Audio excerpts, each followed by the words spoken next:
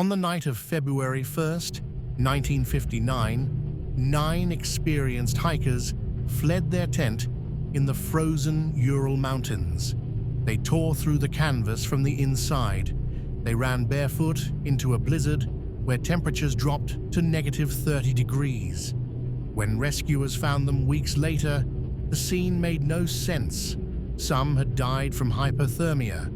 Others had injuries that baffled investigators: crushed ribs, fractured skulls, and one was missing her tongue.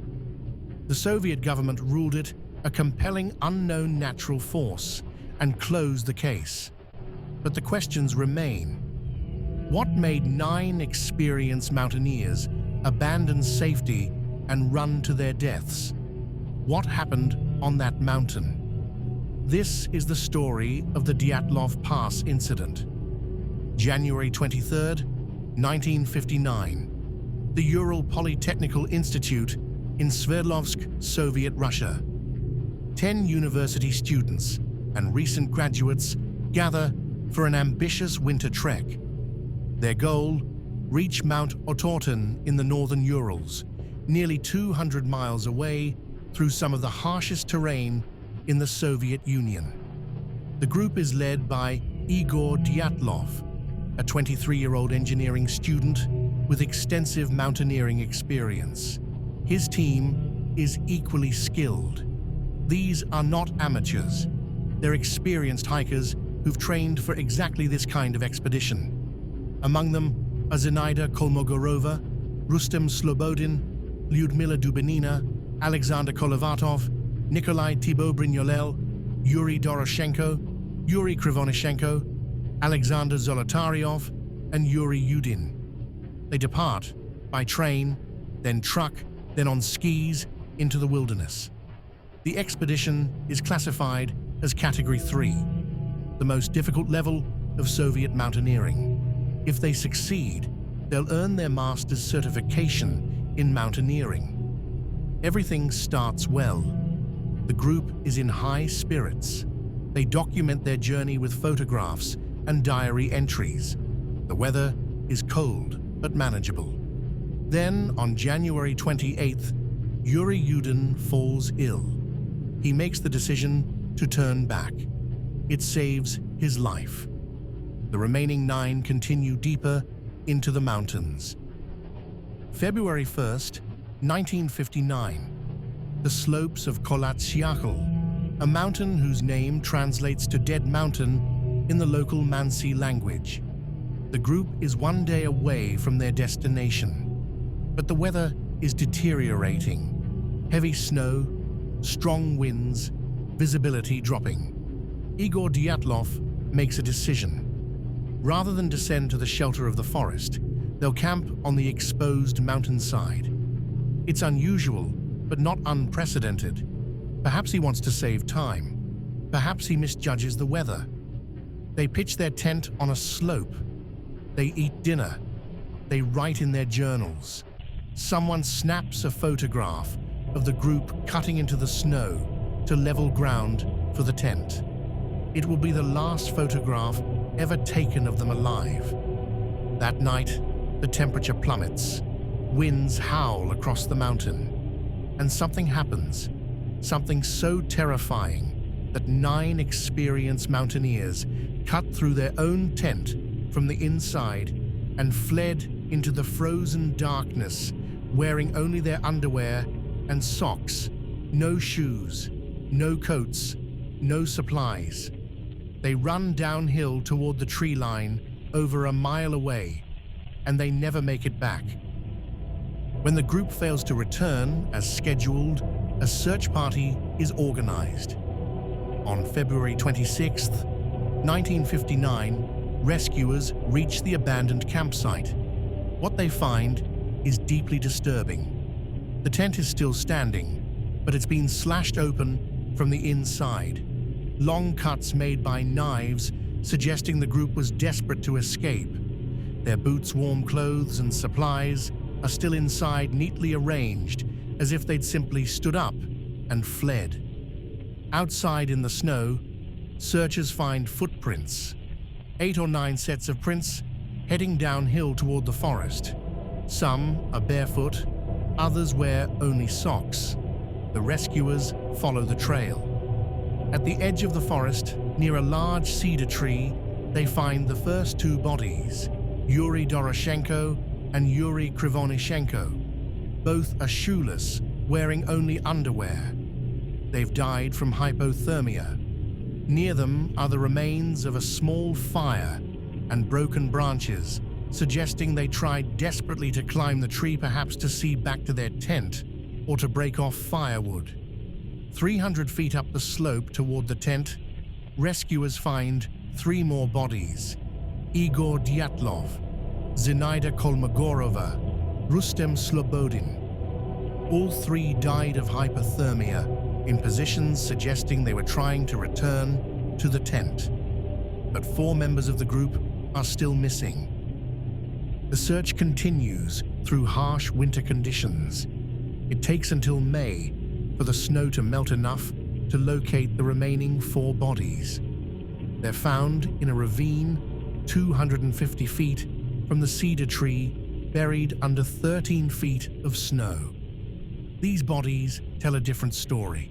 Lyudmila Dubinina, Alexander Kolovatov, Nikolai Thibaut Brignolel, and Alexander Zolotaryov didn't die from hypothermia. They died from massive internal injuries. Lyudmila's chest is crushed, ribs broken. The medical examiner compares the force required to that of a high-speed car crash. Nikolai has a severe skull fracture. Alexander Zolotaryov also has crushed ribs and chest trauma. Yet there are no external wounds, no cuts or bruises. The injuries are entirely internal, as if they'd been subjected to immense pressure. Even more disturbing, Lyudmila is missing her tongue, eyes, and part of her lips. The tissue is gone, not cut, gone. The 4 were found wearing clothes taken from the others who died first. Lyudmila wore Yuri Krivonishenko's pants. Pieces of his clothing show traces of radiation far above normal levels. The scene raises more questions than answers. The Soviet authorities launch an investigation. The lead investigator, Lev Ivanov, interviews witnesses, examines evidence, and attempts to reconstruct what happened that night. But he finds no clear answers. There's no evidence of an attack, no footprints except those belonging to the group, no signs of other people. The Mansi people who live in the region are investigated and cleared. They have no motive, and the evidence doesn't support their involvement. The injuries are inexplicable. A medical examiner states that the force required to cause such trauma without external wounds would have been impossible for a human to inflict. Some reports suggest the tent and clothing showed traces of radiation, though the reliability of these claims is debated. Ivanov's final report is frustratingly vague. The cause of death is listed as a compelling unknown natural force. The case is classified. The files are sealed.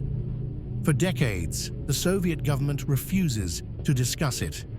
The area around the incident is closed to hikers for 3 years. The pass is renamed Dyatlov Pass in honor of the group's leader, and the mystery endures. For over 60 years, researchers, investigators, and enthusiasts have proposed countless theories to explain what happened on Dead Mountain. Theory 1: avalanche, the most widely accepted scientific explanation.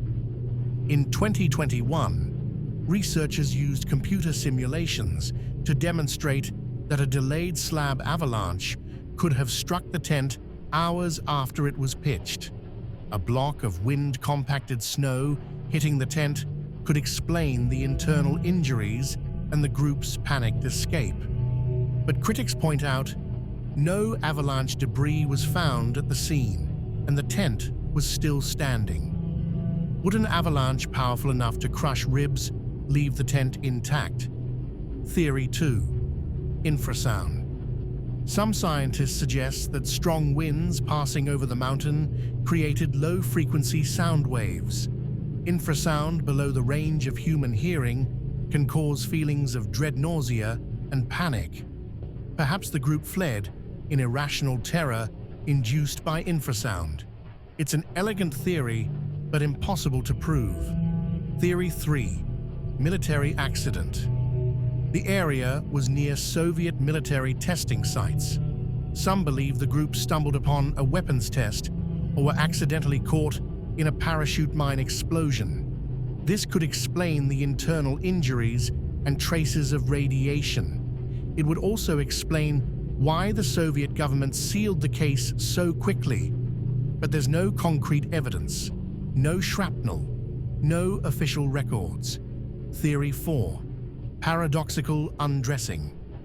In the final stages of hypothermia, victims often experience paradoxical undressing, where they feel intensely hot and remove their clothing. Perhaps the group fled the tent due to a legitimate threat, then, in their confusion from cold, began behaving irrationally. This explains some details, but not the severe internal injuries. Theory 5. Something else. And then there are the wilder theories. Some claim the group encountered a yeti or hostile locals. Others point to reports of strange lights in the sky that night suggesting a UFO or secret experiments. These theories persist, but lack credible evidence. In 2019, the Russian government reopened the case. After reviewing evidence and conducting new simulations, they concluded that an avalanche was the most likely cause. In 2020 and 2021, Swiss researchers published studies in the journal Communications, Earth and Environment. Using Disney's Frozen animation software and data from car crash tests, they demonstrated how a slab avalanche could cause the specific injuries found on the victims. Their conclusion: a small delayed slab avalanche struck the tent. The group panicked. They cut their way out and fled. Some died quickly from hypothermia. Others sought shelter in the ravine, where a secondary collapse of snow caused the fatal injuries. The radiation? Possibly from Coleman lantern mantles, which contain thorium. The missing tongue and eyes?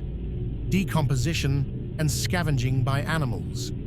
Many experts now consider the case closed, but not everyone agrees. Critics argue that the avalanche theory still doesn't explain everything. Why would experienced hikers camp in an avalanche zone? Why didn't they retrieve their clothing after the danger passed? Why were there no signs of avalanche debris? The debate continues. So, what really happened on the night of February 1st, 1959? After 65 years of investigation, the most likely answer is this: a rare delayed slab avalanche struck the tent. The group fled in panic. The brutal cold disoriented and killed them. Some were caught in a secondary snow collapse, causing their fatal injuries. It's not as dramatic as secret weapons or unexplained forces, but it fits the evidence.